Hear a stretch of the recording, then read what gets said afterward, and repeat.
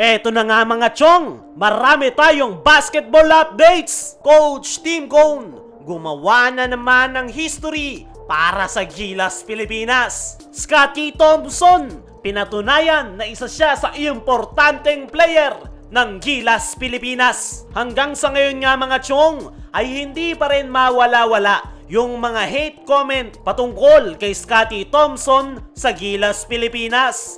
Ang paulit-ulit nga nilang sinasabi ay baldog si Scottie sa international games. At paulit-ulit rin nilang ibinabalik yung miss free throw ni Scottie noong nakalaban nila ang Jordan. Pero kagabi nga mga chong, kontra New Zealand ay pinatunayan nitong si Scottie Thompson na mali ang kanyang mga bashers, kung saan siya lang naman ang isa sa bumuhay sa Barangay Ginebra buong laro. Grabe nga yung ipinakitang hustle at sipag nitong si Scottie Thompson para tulungan ang Gilas Pilipinas. Nandoon yung magaganda niyang setup sa kanyang mga teammates, hindi rin nawala yung kanyang hustle, lalong-lalo na sa rebounds. At pinatunayan nga rin ni Scottie na kaya niyang mag-step up pagdating sa puntos, kung saan nakapagtala nga ito ng 12 points,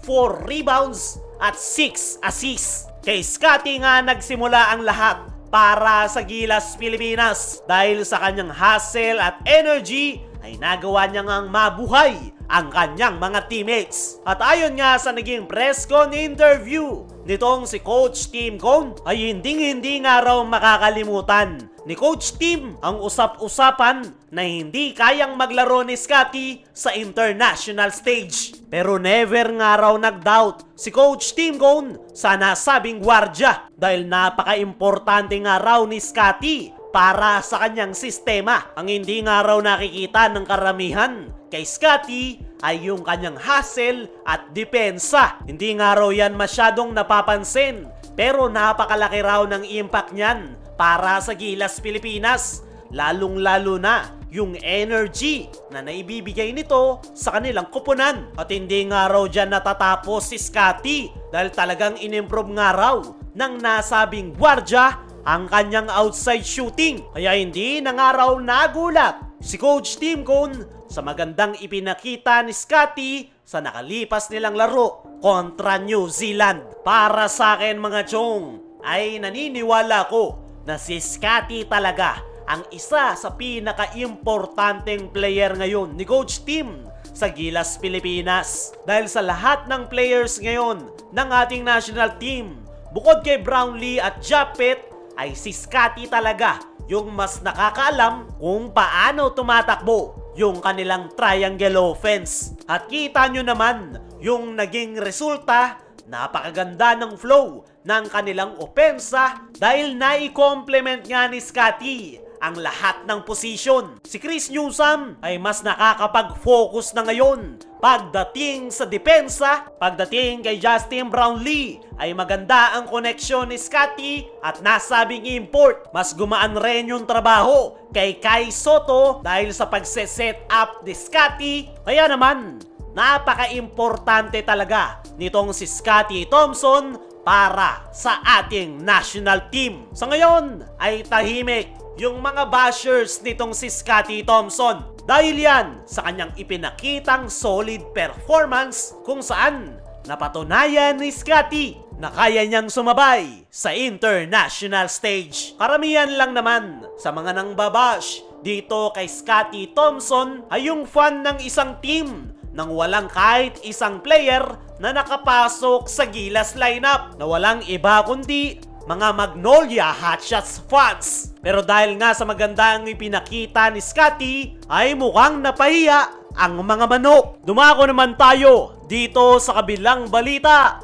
Coach Tim Cone, gumawa na naman ng history para sa Gilas Pilipinas. Simula nga ng hawakan ni Coach Tim ang ating national team, ay sunod-sunod nga yung mga magandang nangyari para sa Gilas Pilipinas. Meron ng sistemang sinusunod na triangle offense, wala nang dribble drive hanggang mamatay, at napaka-effective nga ni Coach Tim sa Gilas, Pilipinas. Naputol nga nito ang 6 na dekadang gold medal drought ng Gilas, Pilipinas. Sa Asian Games, tinalo ang number 6 world ranking na Latvia sa nakalipas na FIBA OQT. Umabot pa nga tayo dyan sa semifinals at ang pinakabago ay tinalo natin kagabi lang ang New Zealand sa kauna-unahang pagkakataon. Sa kabuuan ay napakaganda talaga ng programa nitong si Coach Tim Cone